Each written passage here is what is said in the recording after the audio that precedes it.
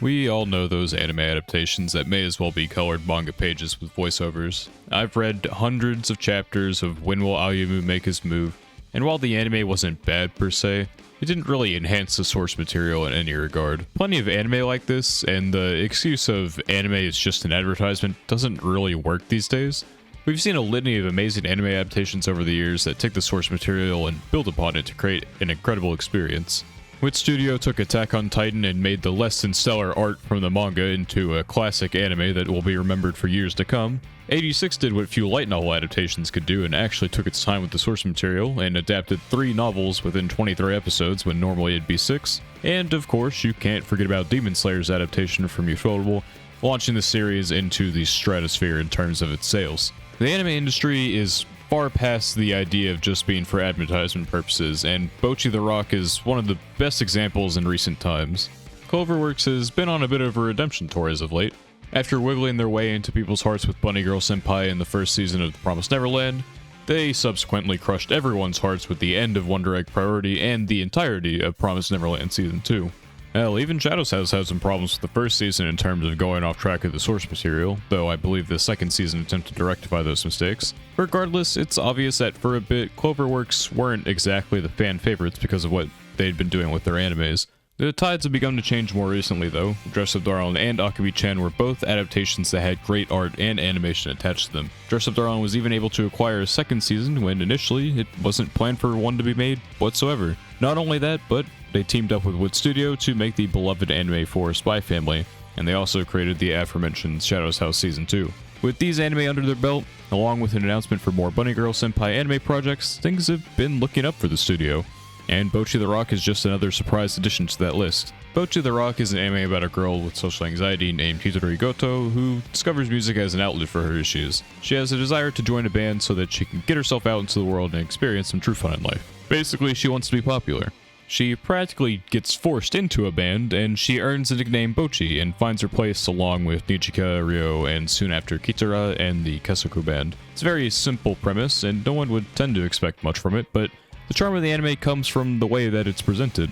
I think direction is something that can be taken for granted when it comes to anime. One thing that people don't tend to think about is how many things need to be thought of when adapting an anime from its source material. Some manga are more straightforward than others, but when it comes to things like action-based manga and lesser-used formats like the 4-koma, things are much more difficult to connect. Quick tidbit for those who don't know what a 4-koma is, here you go. It's just these things for like 8-12 pages or so. To create a fully functioning anime from these small pieces is not something that's easy to do. It really may be more difficult than something like a light novel, to be honest, where even though pictures are limited, you have at least a multitude of descriptors to make up for it. Regardless, Bocchi the Rock happens to be one of these 4-koma. The source material isn't bad by any means, but it's nothing to write home about. The simplest comparison I can make is the manga versus anime for K-On! The shows have little in common, to be completely honest, but they are music anime with manga that received incredibly generous anime adaptations, so it's worth comparing the two in that regard. What KyoAni did with K-On! Is pretty incredible. To take a manga that wasn't looked at with the greatest of favor and to turn it into a beloved classic is something that takes true talent to accomplish. The animation quality and character voices help bring to life something that didn't seem to have a lot going for it. Bocchi can be viewed in a similar way, but on a much more modern scale. Times have changed and animation has generally gotten much better, which leaves room for a lot more fun to be had. And Keiichiro Saito, the director for Bocchi the Rock, is taking full advantage of this. He doesn't have the world's largest list of credentials on the planet, but I have to say that he does have some damn good ones regardless. He's done key animation for Mob Psycho Season 3, Wonder Egg Priority, Princess Connect Season 2, and Tact Op Destiny, just to name a few. All these shows have incredible animation quality, especially for the parts that he's credited for. So the guy knows what he's doing, and he lets it show in his first gig as the lead director for an entire anime.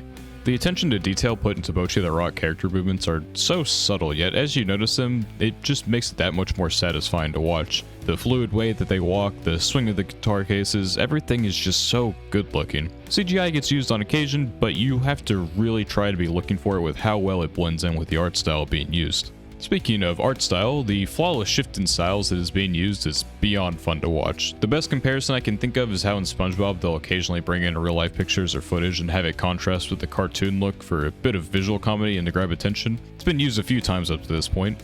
A balloon pop, a real life pen and paper scribble for a quick scene, and a footage of bursting dams. It's all just so random, but that's where the fun comes from, right?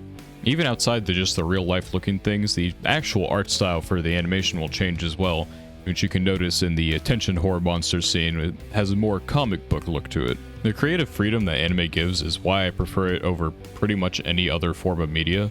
There's so much that you can do to express the emotions of what you're creating that real life just has its limits on. The biggest complaint with the Lion King realistic remake, other than it being a soulless cash grab, was that the lions expressing emotion with the real looking faces just didn't fit. With animation, it's just a different thing entirely.